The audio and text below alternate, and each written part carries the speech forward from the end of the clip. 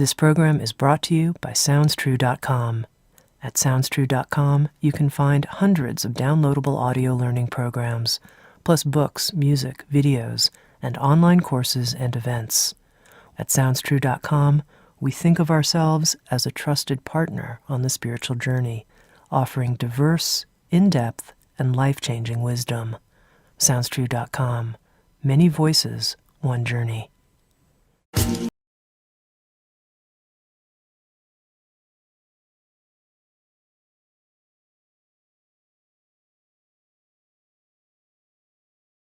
Insights at the Edge.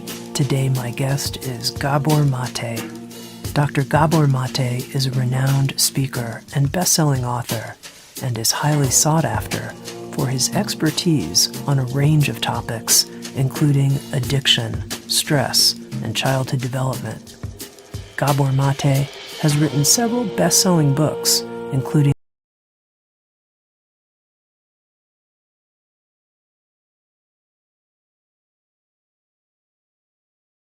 exploring the stress-disease connection.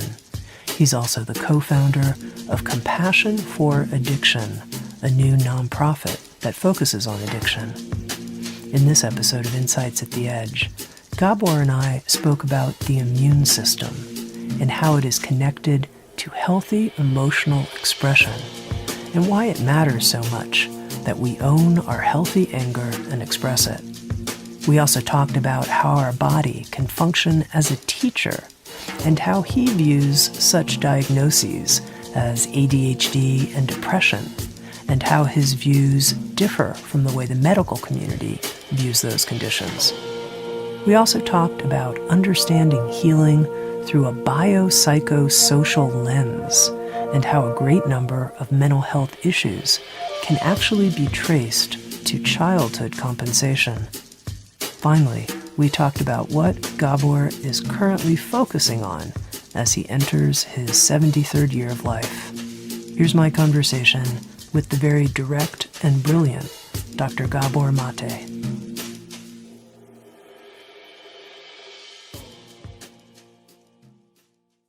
Gabor, I want to just begin by thanking you for making the time for this conversation. I know how busy you are, and I feel appreciative. Thank you so much.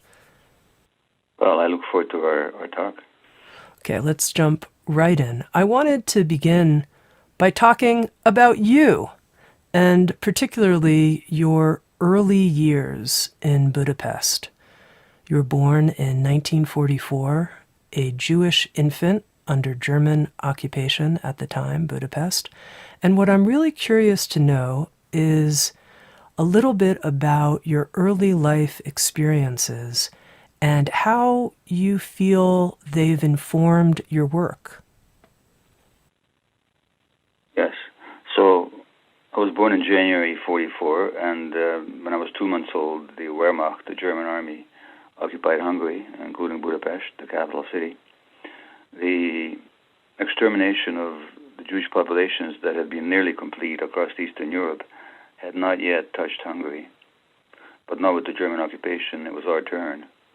And so within 5 months, the Nazis exterminated 500,000 Hungarian Jews, mostly in Auschwitz, but elsewhere as well, amongst them my maternal grandparents. Adolf Eichmann, the SS organizer of the deportations, said that the operation went like a dream. They killed more people in a shorter period of time than they'd been able to do anywhere else. Now,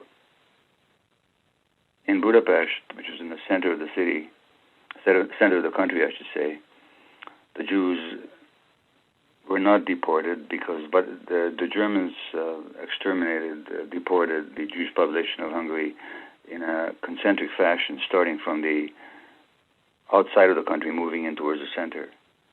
And just before they got to the center, which is where my mother and I lived, international outcry had been so vociferous, including messages from the Pope and Theodore Roosevelt, not Theodore, but Franklin Delano Roosevelt, that the Hungarian government actually put a stop to the deportations.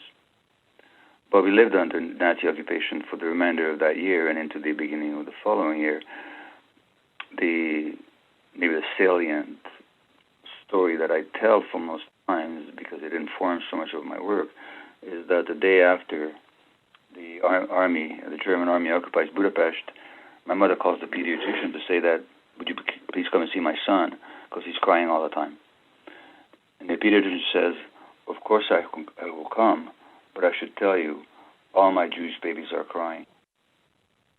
And so that anecdote told by my mother speaks to the very essence of childhood experience, which is to say that what happens to the parents happens to the child. And A.H. Almas, who interview with you I greatly appreciated listening to Paul, says in one of his books, and I'm quoting here now, and I quote this very often, and in fact he may be the person I quote most often. He says, the child is very open and can feel the pain and suffering going on in its immediate environment. The child is aware of its own body and can also feel the tension, rigidity, and pain in the body of the mother or of anyone else he is with. If the mother is suffering, the baby suffers too. The pain never gets discharged. And so that insight, and coupled with that anecdote, has informed a lot of my work, whether it comes to physical illness or addictions or any other affliction that human beings might face. My father came back from forced labor, and my mother hadn't known whether he was dead or alive for almost a year and a half. The Germans were finally expelled from Budapest by the Russian army in January of 1945, but not before, a month before the liberation of Budapest. My mother had handed me to a complete stranger in the streets of Budapest because she could no longer guarantee my survival. Jews were again being deported and killed by Hungarian Nazis. She didn't know when it would be her turn, and so she gave me to a strange woman in the street, and I didn't see her for a month, which then ingrained in me a lifelong sense of abandonment and loss, which at age 73 still shows up sometimes in my relationship with my wife. Now, do you want me to go on about my childhood? Well, I'm curious just to understand something a little more clearly. When you read that quote by A.H. Almas and the idea that the parent's pain, particularly in this case the mother's pain, is felt and passed down almost like the child is transparent to it and takes it in, and you said this has informed so much of your work. Tell me how. How has that idea influenced how you work with patients, how you work with addiction? Sure. So, a number of things happen. First of all, the Buddha said at some point, in fact, the very first quote in the Dhammapada, the collection of the saying, is something like that: with our thoughts we create the world. Or, I'm paraphrasing, but that's what he says. Basically, it's with our thoughts we create the world that we live in. But what he didn't say, which is really the insight of modern psychology, is that before with our thoughts and our minds we create the world creates our minds.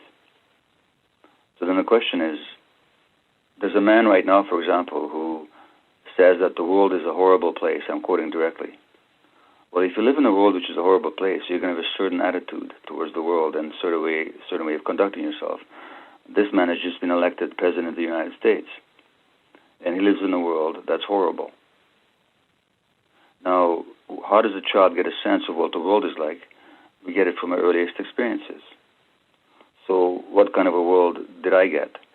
I get a world in which, first of all, there is unexplainable suffering, for which I have to compensate somehow. And one way of compensating for suffering or enduring it or dealing with it is to dissociate, to tune out. Now, if you look at the burgeoning diagnosis of attention deficit disorder in our society and the number of kids being diagnosed, what's really happening is that parenting circumstances become so stressful, and because the parents are stressed, the children are stressed, these children are tuning out to protect themselves at a time when their brain is being developing, and now they're being diagnosed left, right, and center with a so-called medical disease, an inheritable medical disease. It's neither a disease nor is it heritable. It's actually a normal response to an abnormal circumstance of parental stress. So what I'm saying is that a lot of the adult dysfunction, mental illness, and physical illness that I see is actually the outcomes of childhood coping mechanisms. Now, the other thing that happens is that children are narcissistic, and I don't mean in any negative sense. I mean in a purely clinical sense, that they think it's all about them. So when bad things are happening, the child will believe that it's about him or her. And then we have to compensate for that. Furthermore, when my mother, and how do you compensate for it? Well, you compensate by developing all kinds of coping mechanisms. Amos talks about the theory of wholes, and where our essence isn't developed or recognized, we develop a hole, which then we try to fill in with the false personality. So really, what we call our personalities and patterns are really finding their origin in coping patterns to cope with early pain and stress. And, for example, one way to cope, if your parents are not able to appreciate and accept you the way you need to be, I'm not talking about whether they're doing their best or whether they love you or not, but one way to compensate for that loss is to be extra nice to everybody and to look after everybody else emotionally. These are the people that develop autoimmune disease for reasons that we can discuss. But in everybody with those kind of diseases, I find the same kind of childhood patterns and the same kind of childhood experience. And I'll just say one more thing, because, Tammy, when you start talking on the subject, I can keep going for 2 days, but I'll mention one more thing. My mother then gives me to a stranger at 1 year of age. Now, how do I interpret that? I cannot know that she's doing this to save my life. All I'm experiencing is the abandonment, which means, A, I'm being abandoned, B, I'm not wanted. Now, that sense of abandonment that will show up in my marriage relationship decades later at the slightest instance. Number one. Number two, if I'm not wanted and I need to compensate for it, one way to compensate is to become a really successful medical doctor where people are going to want me all the time. Mm-hmm. Now, that being wanted in the deepest sense is never satisfied by anything externally, which is why it's addictive. You just keep going for it and going for it. So therefore, now I'm a workaholic doctor, and that when the beeper goes and the cell phone goes and people want me to look after their illness or deliver their child or take care of the dying person in the family, every time I'm wanted. Therefore, I become a workaholic. What then is the impact on my family of a father who is away a lot because he's needing to have his existence validated because his sense of worth was undermined when he was a year old for nobody's fault in the family. It's just the way it went. So what I'm saying is that addictions, physical illnesses, mental illnesses, all originate, most of them originate in coping patterns that people adapt early in life, but which then become sources of dysfunction later on.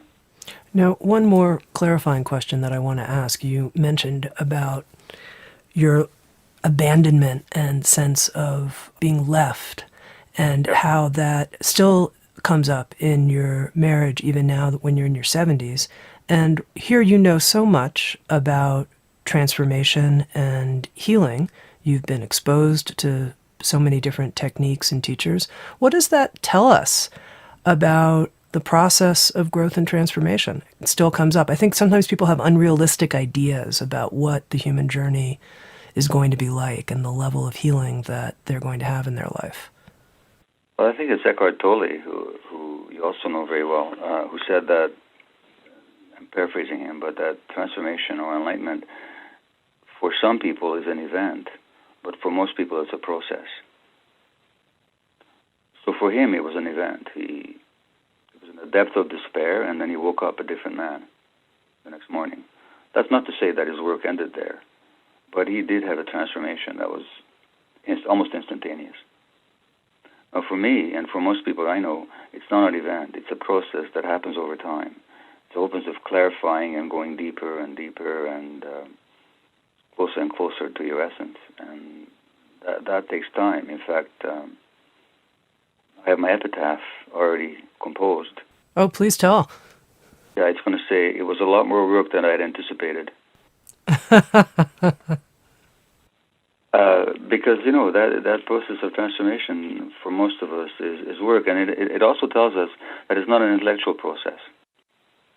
So it doesn't matter how many times I read Adyashanti or read Eckhart or read Almas or listen to Reginald Ray or any number of great teachers, or the Buddha himself or Jesus. And it doesn't matter how well I understand intellectually. It has to happen on a deeper level. So insight and knowledge is helpful, but as I've said in one of my talks, if intellectual knowledge could lead to enlightenment, I would have been enlightened a long time before. Mm-hmm. Mm-hmm. Now, you also mentioned that through your work with clients and your research that you've seen some corollary between certain autoimmune diseases and early coping strategies that people develop. And you mentioned that we could talk more about that. And I think it's important to clarify exactly what you mean. And really, I'd love to understand more how you see the immune system and what supports a healthy immune system and what coping strategies do just the opposite and make us vulnerable at the level of our immune system. Sure. Well, the first thing we have to understand is that the immune system is not a separate system. So that modern science, quite apart from the insights of traditional medicinal practices around the world, Chinese Qi medicine and Indian Ayurvedic medicine and shamanic practices internationally, have always taken it for granted that mind and body can't be separated. Now, Western medical practice separates mind from the body. And as George Engel, who's a Harvard psychiatrist back in the 1970s, wrote, there's a kind of mind-body dualism that pervades medical practice. And he called for a new model that was more of a unitary model, and that was 40 years ago. Well, his words have not been heeded yet. So we still practice this separation model. In fact, science has shown, I'm talking about hard science now, has shown that the immune system and the emotional apparatus, what we call the psyche, the hormonal apparatus, and the nervous system are not separable. They're actually one system. They're different manifestations, different variegations of the same system. And that's because we're a complex being. We have to have complex, specialized activities to keep us in balance internally and to protect us externally. But they're still the same system. Therefore, the immune system is not separable from our emotional apparatus. So when things happen emotionally, they inevitably have an impact on the immune system as well. That's just how it works. And that's not a miracle. It's just couldn't be any other way. And I've written about in one of my books about the actual science that shows that these so-called separate systems, nervous system, hormonal, immune, and emotional systems, and I should also throw in at least the gut and also the cardiovascular system, they're not separable at all. They're just different manifestations of the same process whose function it is to keep our internal homeostasis or physiological, psychological, and biochemical balance, and also to modulate our relationships with the external world.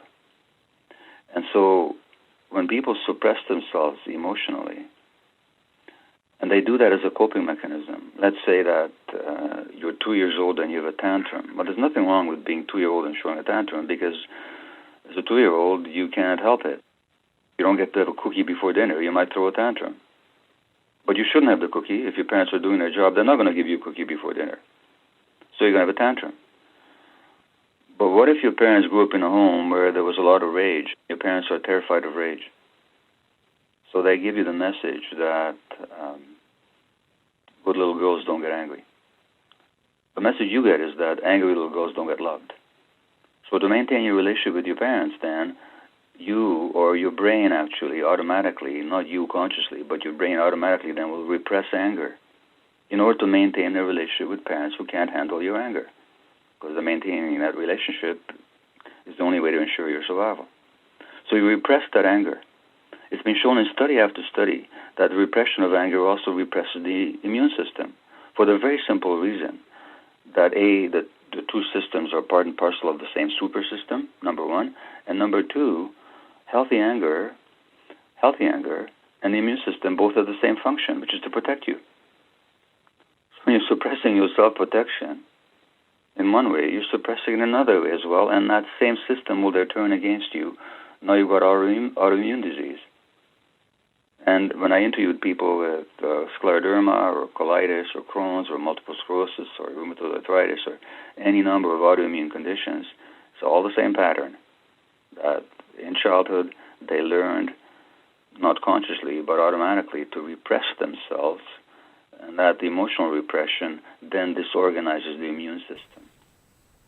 Can you help me understand that very last thing you said, how the emotional repression disorganizes the immune system? Well, it's been shown, for example, that women who repress their anger, they have less activity of a group of immune cells called natural killer cells. And these natural killer cells have the job of fighting foreign invaders like bacteria and viruses, but also malignancy, which is a foreign body in the body. So people who repress healthy anger also are suppressing the activity of the natural killer cells, which means they're more prone to illness, including cancer. That's just one of other examples. Sure. No, I'm feeling so good about being angry. There's no end to this, Gabor. I'm getting very happy over here. I like, being in touch with healthy anger. Healthy anger. Yeah, there's unhealthy anger, which can also kill you. So in the aftermath of a rage episode, your risk of a heart attack or a stroke double for the next 2 hours, because now you have too much adrenaline, your blood vessels are narrow, there's more clotting factors, your blood pressure goes up. So unhealthy anger also raises your risk of illness. So distinguish for our listeners between healthy and unhealthy anger and how I know the difference. Well, I think in one of his books, Eckhart gives a beautiful example of what if human beings were like ducks. I don't know if you remember that passage where he talks about on the pond, two ducks, one swim accosts the other one, swims too close to the other one. So the first duck will then quack and ruffle his feathers and chase the other duck off. But when he does that, it's over. It's finished with it. That's healthy anger. It's a boundary defense. But then Eckhart says, what if the duck was like a human being? Then when an incident was over, the anger would continue, and he'd say to himself, boy, that guy, he's always coming near me. He did it last week. What's wrong with him anyway? I bet next week he'll do it again. I hate that guy. That's the unhealthy anger. Uh-huh. Healthy anger is in the present, and it has the job of boundary defense, which you need. We have a system in our brain that's specifically for rage, and healthy rage is simply a boundary defense. All animals have it.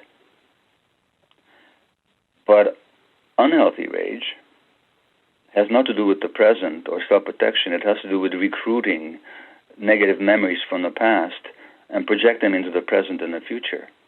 So there's no end to it. So there's no resolution of it. There's no regulation of it. Mm-hmm. That's the difference between healthy and unhealthy anger. The first is present-based. It's a boundary defense. The second is past-based, and it's self-magnifying. In your book, When the Body Says No, where you go into quite some detail about this mind-body functioning in the immune system, you say that one of the things we need to stay healthy is something that you call emotional competence. And I think as you're talking here about healthy anger, you're pointing to an aspect of emotional competence. But I'm curious to know what emotional competence looks like to you in someone when you say, oh, that person, they're emotionally competent. Here's what the competency looks like. Well, it means that we're in the present and that we don't take things personally. And it means that our response to the situation corresponds to the needs of the present moment and is not governed by past impressions and past hurts and past experiences. So say to me, let's assume you might say to me, Gabor, I'm bored with this conversation. I would take that as a statement about you. I would not let it undermine my sense of value of myself. I would not get angry with you. I would just say, well, I'm curious why you say that. What's happening for you? But if I'm not emotionally competent, then your statement that you're bored talking with me will simply reinforce my deficient sense of self, my hurts, my abandonment circuits might get triggered again, and I may even go into a rage as a way of protecting myself from that sadness and the disappointment, which is not emotionally competent at all. So it really has to do with being in the present. But you said a qualifier about being in the present and having the experience and it being impersonal, and I was kind of with you. And then you said, and not being governed by, I don't think you exactly used the words past conditioning, but by past experiences. We could say, traumas that the person has experienced in the past or previous disappointments, something like that, anything from the past. And I thought, wow, that's competent? That sounds like being an emotional genius to me. I mean, that's a lot. How many people don't have their emotional experiences colored by something that happened in the past? That's a pretty high bar. Well, fair enough. Thank you. Thanks for calling me on that. Well, I can climb down from that high perch for a moment and add another layer then. It simply means that when things do get riled in you, you're aware of them. So let's give you an abandonment example that I gleefully cite these days. I'm 73 now, but let's make it when I was young and stupid 2 years ago when I was 71. And I arrived home from Philadelphia from a speaking trip back to Vancouver, BC, where I live. My wife, Ray, is going to pick me up at the airport, and I'm feeling really good about myself because I gave a good talk, good response. The airline bumped me up to first class on the way home. I couldn't be feeling better. And I think, boy, I finally got it. I'm just in a good space, which is always a setup for a problem. I land, or the airplane lands, and I get a text from my wife that says, I'm still at home. Do you still want me to come? Well, she's a painter, and so painters get caught up in their art, and time disappears for them. That's all that happened. My response is a terse, never mind, and I call it. I have to have the deeply traumatic experience of calling a cab to take me home, 20-minute ride from the airport. And when I get home, I barely even want to talk to her or look at her. Well, emotional competence, and what's happening is that my abandonment circuits have been triggered. My emotional competence is not necessarily that those circuits would not have been triggered. Emotional competence would have been that I would have noticed that, these old feelings are present right now. And I just have to be with them, but not project them onto my wife. So competence in that sense doesn't mean no reactivity and being triggered, but it does mean the capacity to take responsibility when those emotions get triggered. And then I'd love for you to make the link when we're living in an emotionally competent way, how that affects our health and what the kind of mechanism is inside the body that it responds positively to this type of emotional competence. Well, again, to go back to my earlier example, you said something about being bored in this conversation, and I'm not emotionally competent.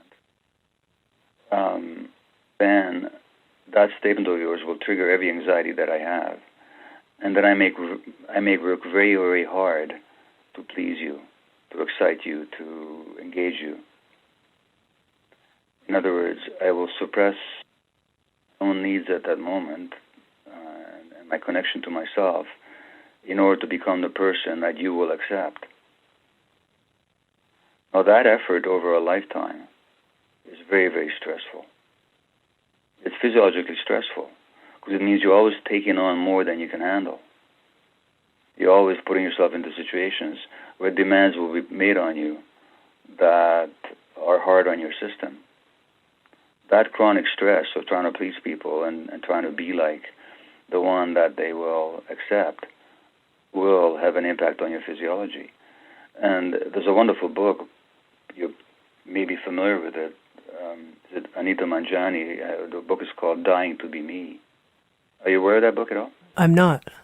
Okay, all right. Well, so this woman is in hospital bed in Singapore, I think. This is published 3 years ago. She's never heard of me or read my book, When the Body Says No, but it's exactly the same story. So she's in hospital terminally ill with lymphoma. She's got maybe 3 weeks to live. Literally 3 weeks to live, and the medical doctors can do nothing for her. And then she's an out-of-body experience in which she gets that all her life she's tried to please others. She's never been for herself. And that this is actually killing her. And when she comes back into her body, she's a different person. She's transformed. She's had one of these experiences that you can't account for, you can't prescribe, and you can't strive for, but it happened to her. And so that's the type, and she walks out of hospital totally free of cancer, and has been free of cancer ever since. And such stories are, I wouldn't say common, but they're certainly more than rare. And the book is called Dying to Be Me. Literally, she had to be nearly on the verge of death to become herself. And not being herself is what then caused the immune system perturbance that led to her lymphoma. And I've seen that over and over and over and over again.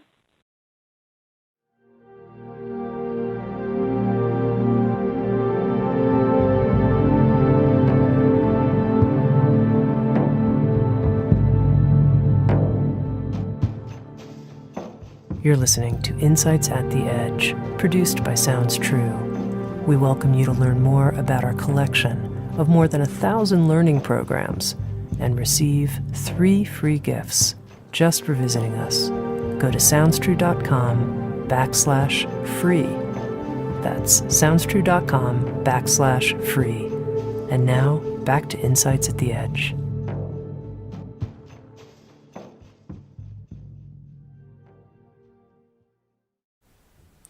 You offer this interesting list in the book, When the Body Says No, of different coping styles, or you call them beliefs, unconscious beliefs, that magnify people's risk for illness. This idea of pleasing other people. You've already talked about the idea of not expressing anger as something that magnifies our risk. But I wanted to highlight a couple of the things that you put in this list of beliefs that magnify our risk for illness. And here's one: I'm responsible for the whole world. I thought that was interesting, the sense of, I feel responsible for everything that's happening, especially in light of our current political situation. And I know I've talked to some people who have said things like, I can't believe the world is in such terrible condition during my lifetime. I feel responsible. Well, it depends how you want to use the word responsible. If you want to use the word responsible in the sense that I'm guilty, I'm to be blamed, that's a heavy burden to lay on oneself. But if you want to use the word in a sense that's more helpful and profound, I think, then responsible simply means response-able, the capacity to respond. Now, we're 100% responsible in that sense. So we can respond to this world. Somebody who, like myself, and without over-dramatizing it, just stating the bald facts, who was nearly thrown into an oven at age 6 months, you can't tell me that the world is getting worse. So the sense that the world is getting worse, there's a lot of truth behind that observation, but really what it is history cycling itself. And there have always been horrible things in the world. The latest manifestation is, apart, of course, from the overarching threat of global climate change, we can put an end to us all. But in a general sense, the world has always been a difficult place where there's been terrible things happening and beautiful things happening at the same time. So I don't perceive the world as any worse because a certain person got elected. just the world declaring some of its nature or some of its way of being. Okay, well, that's helpful, and I think especially hearing it from you, I find perspective creating for me. But I want to just understand this idea if somebody feels, and let's not get too hung up on the word, but, I feel a sense of the burden of the whole world. And yeah, and how this might magnify someone's risk for illness. Yeah. So in my talks on this subject, I quote some obituaries. And obituaries are really interesting because you heard the expression, the good die young. Yeah. Well, they do. Because the people that are considered good are the people that do way more than they need to for others all the time and without regard for themselves. So there's actually an obituary that I quote. This is almost incredible, except it's verbatim out of Canada's national newspaper, the Globe and Mail. A 71-year-old physician who dies in Ottawa of cancer. An obituary says, and notice that it says it in a laudatory way. It says, Sidney and his mother had an incredibly special relationship, a bond that was apparent in all aspects of their lives. As a married man with young children, Sidney had dinner with his parents every day. Then he would arrive home, where his wife, Rosalind, and their 4 young children waited for him, greeted by yet another dinner to eat and to enjoy. And it said, Sid kept having 2 dinners a day for years until gradual weight gain began to raise suspicions. Now, this man believed, that he's responsible for everybody else feels. So he could not say to his mother, Mom, I hate to disappoint you, but I'm going to have dinner with my family most of the time. And he couldn't say to his wife, Rosalind, I'm sorry to disappoint you, but once or twice a week, my parents being old and being needy of me, I'm going to have dinner with them. He tried to please everybody. He was responsible for what everybody felt. So, and the second belief that he had, that he must never disappoint anybody. But those beliefs are very common to people that develop cancer. Again, for reasons that I've already alluded to. Mm-hmm. Mm-hmm. By the way, let me tell you an interesting story, if I may. Please. Remember Hillary Clinton's pneumonia? Yeah. I remember that she almost fell. She collapsed. Yep. Her Secret Service detail had to hold her up and put her into a van. So at the Democratic Convention, when she was nominated, they told there was a kind of a hagiographic or very laudatory video about her life, narrated by, in sonorous and laudatory terms, by Morgan Freeman. I remember that. And they told a story about her childhood. And the story was that Hillary is 4 years old, and she runs into her house scared because neighborhood kids are bullying and threatening her. And her mother says, and again, this is presented as an example of great parenting and character building. And her mother says to her, there are no room for cowards in this house. Now you get out there and figure out what to do about those kids. And what's the actual message to the child? There's no room for vulnerability in this house. There's no room for your emotions in this house. And you're on your own. Suck it up. 60-odd years later, that woman becomes an emotionally opaque person to the extent that people don't experience her as quite human, as many people had that problem with her. And she has pneumonia and she won't tell anybody about it. That poor woman, the way she coped with that particular kind of parenting made her maybe successful in a certain sense, but also restricted her emotional competence in another sense. So that these patterns go way, way back, and they have health consequences. Because it also meant that her body was saying no and she didn't listen. I want to address very specifically about the phrasing burden of responsibility, or burden by responsibility. We all want to be responsible. We all want to be able to respond to what's going on in the world. It's very positive to care about the state of the world, to have empathy for others, and to notice and wish to do something about the suffering, unfairness, and just general malaise that we see around us. It's quite another thing to be burdened by it. And responsibility will not make us ill, but the burden will make us ill. When we're carrying a heavy burden, that'll tell on our physical or emotional, mental health. And to the people that experienced that burden, I'm going to say this. Your sense of burden, in my experience, in my own experience with myself, and also that with working with hundreds of others, that burden does not have to do with the state of the world. That has to do with your psychological, emotional orientation, and that was developed long before you knew anything about the world. That was developed early in your life in relationship to your environment that nurtured you. And usually the people that feel burdened are people whose parents were troubled, distressed, dysfunctional, and the child felt a responsibility for making the parents happy. And so that for a child, that kind of responsibility is a burden. It's one that no child should have to take on. But many of us do, because children automatically and unconsciously make everything about themselves. So when they experience witness or stress around them, they think it's because of them, and it's their job to fix it. And that's the burden, if you experience, you really need to drop. And when you drop it, then you can be responsible in a genuine present moment sense for how you deal with and try to address the problems you see out there in the world.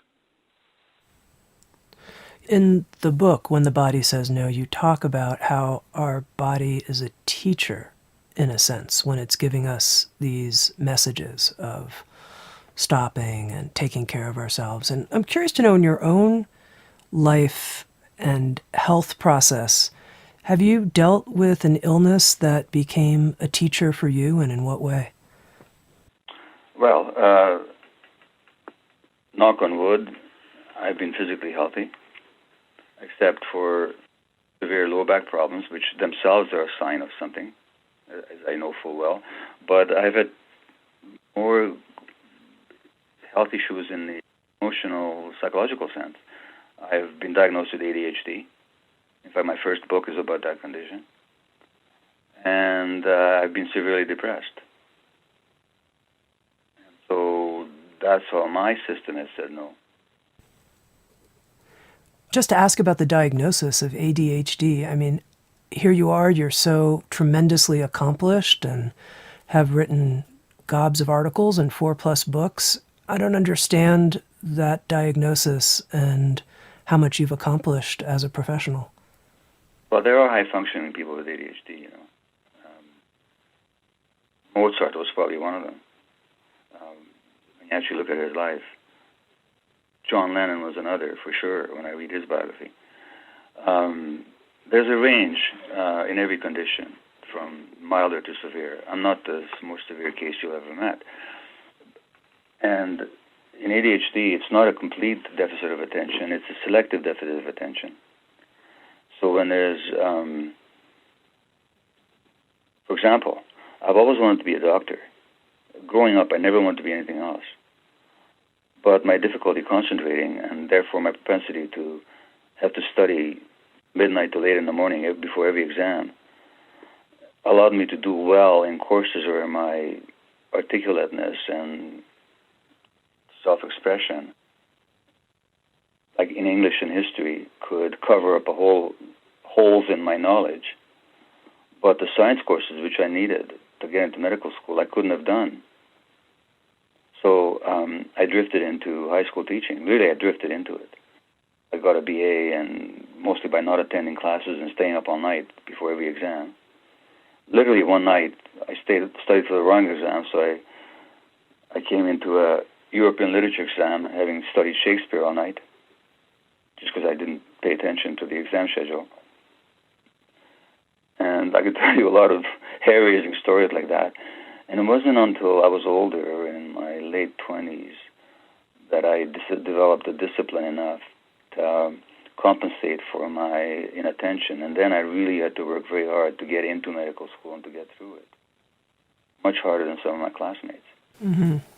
Not for lack of intelligence, just because lack of focus. And that lack of focus and the impulse regulation problems that go along with it showed up very heavily in my personal relationships, in my home life, and even in my work. So, yeah, I'm bright and I'm talented, gifted in some ways for sure. But what might I have achieved if I didn't have the attention deficit? Maybe a lot more. I don't know. I'm not going to question it, and I'm not going to cry about it. I'm just telling you that if you read that book, you'll see in what significant ways that condition actually played havoc with my life. Mm-hmm. Mm-hmm. And again, how did it begin? It begins as a coping mechanism with that early stress. Because when my mother is stressed, I'm stressed. Now, the way you deal with stress is you fight back or you escape or you ask for help. But what do you do when you can't do any of those? You don't do anything. The mind will then kick in, and one way it'll kick in to protect you is by dissociating, by tuning out. But if an infant and young child lives in a very stressed environment and has to tune out a lot, that tuning out becomes programmed into the brain. So, I don't know about you, but I've never heard, as much as I love classical music, for example, I've never heard a single movement of a single symphony from beginning to the end. Never. Because my mind will go elsewhere automatically. So if I'm understanding you correctly, you're saying that ADHD was a response to not feeling fully met, held, loved, and it was a kind of escape into disembodiment and a dream space of going other places, traveling, not being present, because being present was too painful as a young person. And that's a core part of your understanding of ADHD? Well, this is my view on ADHD and mental illness in general. Departs from the standard medical view. So, again, I see most mental health issues as being rooted in childhood compensations.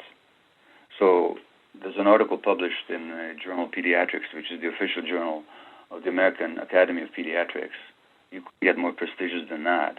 And the article is from the Harvard Center on the Developing Child, published in 2012.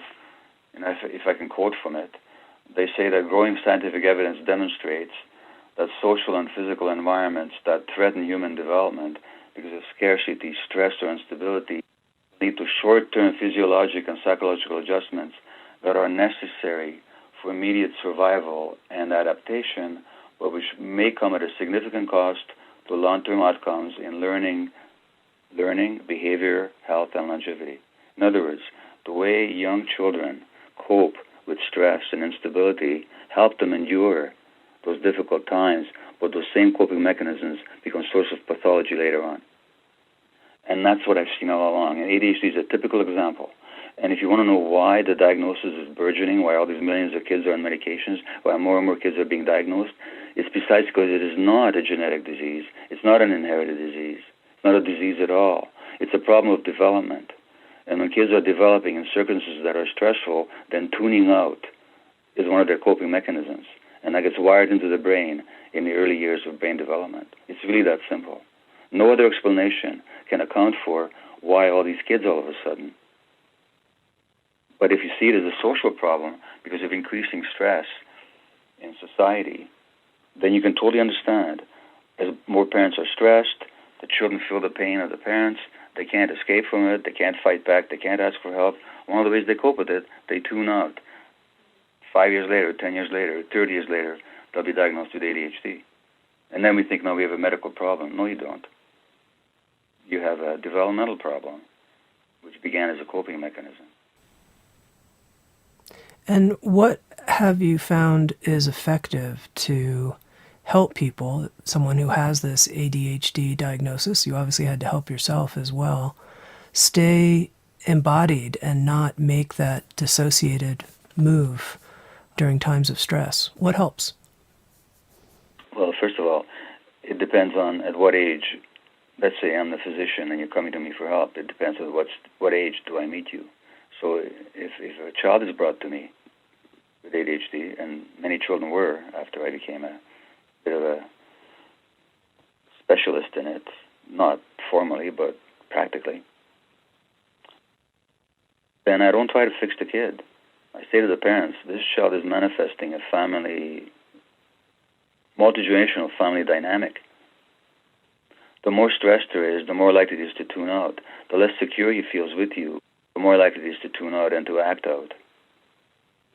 So let's look at what stresses there are in a family environment. How are your relationship with one another? How stressed are you on your job? How do you understand your child's acting out? Now that phrase acting out is interesting because we usually mean that the kid is behaving badly, but when you look at the phrase acting out from an etymological point of view, it simply means you portray in behavior something you haven't got the words to say in language. Like in a game of charades, you can't speak, you have to act it out. So then I teach two things to parents. One is that how they are and how they live their lives and what kind of environment there's in the home has a lot to do with the child's mental states. And so the more we can regularize and balance that, the less need the child will have to tune out, number one. And number two, the child's already imprinted behaviors have to be understood not as behavior problems, but as manifestations of emotional pain. And then how do we assuage that pain? So that's what I do with the child. I'll talk to the parents about it. I'm not blaming the parents. They did their best. But their best was constrained by societal stress and their own traumatic history and, whatever else is going on in their lives. So the question then is how do we balance, how do we bring some peace into the home environment? That's how you help the child. And now if you're an adult, then I talk about self-parenting because now you're the one who has to parent yourself. So I'll say, well, what are the stresses in your life? Because the more stressed you are, the more tuned out you'll be. So what is stressing you? Your relationships, your job, how you see yourself, the sense of shame that you're carrying about your very existence. How well do you treat yourself? If you're your own parent, what kind of food would you want to give yourself? How often would you take yourself out in nature so that you can commune with something greater than yourself? How much time do you spend just resting or paying attention to yourself in a sense of, say, mindfulness work, meditation, which is difficult for people with AD, by the way, or yoga, which is easier because it involves some movement. But just how well are you taking care of yourself? So you may choose to take medications if that helps you symptomatically, but don't think for a moment that the medications solve the problem. They're just dealing with a symptom. Solving the problem means transforming your relationship to yourself. I'm talking to an adult now. And the problem with the child means transforming the child's relationship to the parents. Mm-hmm. That's very clear. Now, I wanted to also pick up, you mentioned your own journey through depression as a person. And, this is something that's been an important topic for me to look into. At Sounds True, we published an anthology of about 20 different people, different writers, artists, as well as psychologists, called Darkness Before Dawn, Redefining the Journey Through Depression. And I'm curious to know how you view it, from your own experience as a passage of some kind that taught you something. Clearly, from listening to you and becoming somewhat familiar with some of your writing, you don't create simple answers. I mean, you talk about things not just from a biological perspective, but from a social, a spiritual, a psychological. That's one of the things I really like about you. Well, thank you. And the reason for that is that you cannot separate the biological from the psychological. So George Engel, that Harvard psychiatrist that I quoted, he called for a biopsychosocial perspective, which recognizes that human biology is actually shaped by our psychological and social relationships.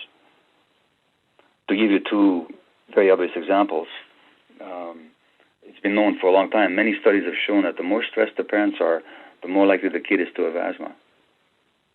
Now, I'm not going to go into there's very simple physiological pathways by which that happens. But for lack of time, I'm not going to go into that. But I'll tell you, but it's almost predictable that the more stressed the parents are, the more medication for asthma the child will need. And this has been shown in a whole number of studies. It's also been shown that in Chicago, Puerto Rican kids are most likely to have asthma because they're the ones that seem to be the most psycho-socially stressed, economically stressed population. Another study last year, 2015 or 16, showed that an American black woman, the more episodes of racism she experiences, the greater her risk of asthma. In other words, you can't separate the mind from the body. And that's because, again, it's all one system. Having said which, I've forgotten depression. Okay. Yeah. So It's the same with depression, okay? So the biological view of depression is that it's a problem of lack of serotonin in your brain. Serotonin being a neurotransmitter, a chemical messenger implicated in mood regulation, amongst other functions. So the SSRIs, the selective serotonin uptake inhibitors, like Prozac and Paxil and Zoloft and Celexa and the others, they all elevate by a certain mechanism the activity of serotonin in the brain. But serotonin levels are set very early in life based on our emotional relationships with our parents. And already, not only that, by also what happens in utero, how much stress the pregnant woman has while she's carrying you inside the womb. In other words, the biology is potentiated and conditioned by our psychological and social relationships. And if you look at the case of American women, black women, and asthma, you can see that we're not dealing with a medical problem here. We're dealing with a social problem here that manifests as a medical issue. Now, depression, if you actually look at the word depression, what does it mean to depress something? Hold it down. Yeah, hold it down. Pushing it down, right? So remember I said that it all begins as a coping mechanism. So let's go back to the hypothetical example of the 2-year-old who throws a tantrum whose parents can't handle the anger. What will the child do to maintain a relationship with the parents? Is to repress the anger, to push it down. Depression is largely about the suppression of negative emotions or emotions we are afraid to feel, because if we did, it would bring us into conflict with our early environment. It's not such a huge mystery as far as I'm concerned. Mm-hmm. Not to mention your brain physiology is being affected by those dynamics. In your own life, then, this learning of emotional competence in the way that you described it, was that a working, successful response, if you will, to depression for you? Well, depression is not an emotion. It's a state of mind in which emotions are actually repressed. But, again, Almas has a wonderful quote where he says that your conflicts and all the difficult things, the problematic issues in your life are not chance or haphazard. He says they're actually yours. And he says they're actually brought to you by a part of you that loves you so much that it wants you to learn about yourself and reality. And so it'll make you suffer if you don't listen. What else can it do? He says that's his job. So we can look at depression as just a medical disease to get rid of. Or we can look at it as a teacher that guides us closer to ourselves. So in the case of depression, you might say, well, then what have I been pushing down? And how did I learn that I had to push certain things down? And how do I relate to that depression now? Do I relate it to as an enemy to be get rid of, or as a condition to be medicated, or as something that'll instigate an inquiry into how I live my life and my relationship to myself? Having said that, I really want to emphasize that I'm not against medications. I've taken them myself.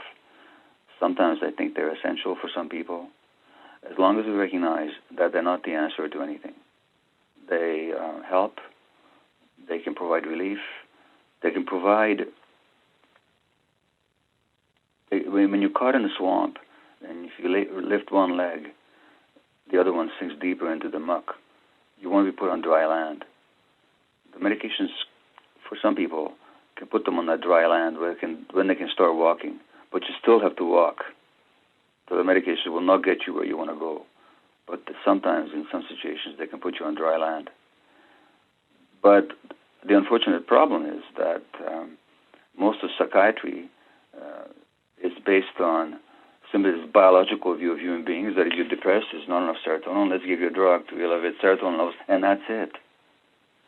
And the average medical student and the average psychiatrist, their mind is not trained in trauma. They don't even hear the word trauma in all their years of training. And they don't learn about brain development. They don't learn about childhood development. They just learn about physiology. Or if that's what, and then pathology.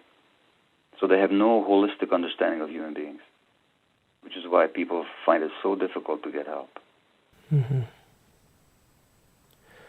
You know, I'm going to share now a confession with you. At the beginning of this conversation, I had a secret goal, and just me and myself here had this goal, which was through the course of spending an hour with you and getting to know you a little bit, could I start to see through the lens, if you will, that you see illness and healing?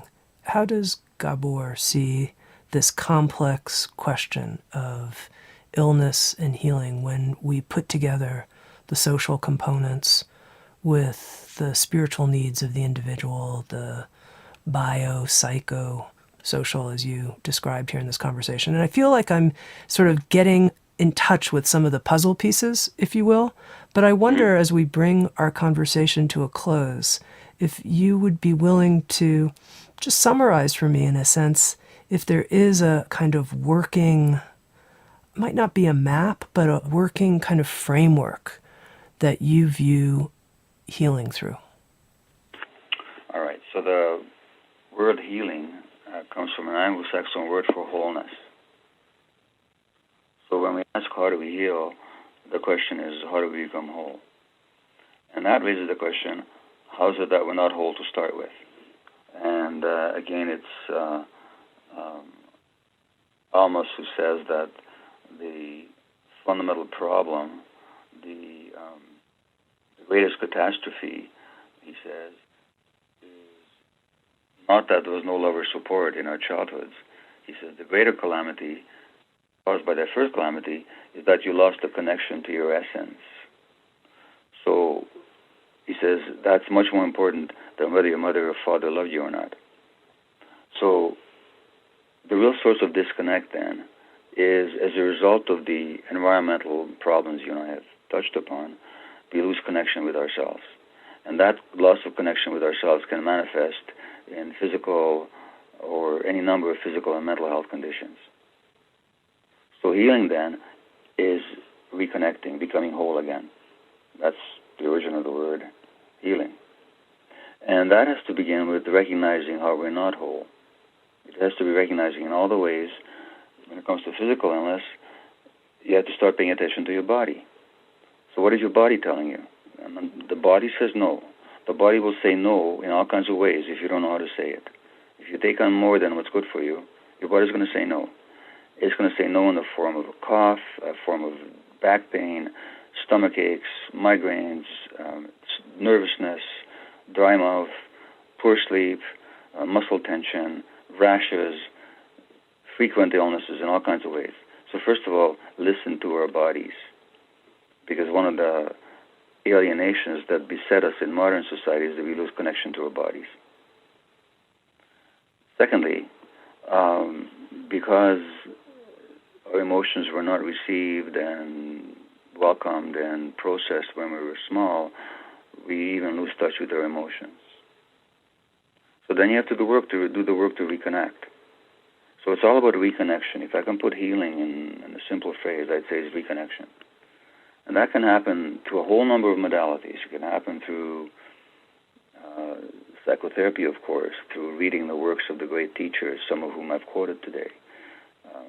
Possibly I'll venture to say reading my own. It can happen through meditation. It can happen through yoga, other forms of spiritual work, somatic experiencing, EMDR, physical activity, paying attention to what we eat. All these things have to go into it, but it's all about reconnecting. And just as a final question to end on, here you are, you mentioned 73 years old at this point, and I'm wondering, what is your current focus now? What really matters to you now at this point in your life? You have to leave the toughest for the last, did you, Tammy? It's a lot of work, this whole thing. It's a lot of work. A lot more work than I anticipated. Well, I'm still very committed to teaching people. I mean, I just think what I'm saying is so important. Not because I'm saying it, but because it's true.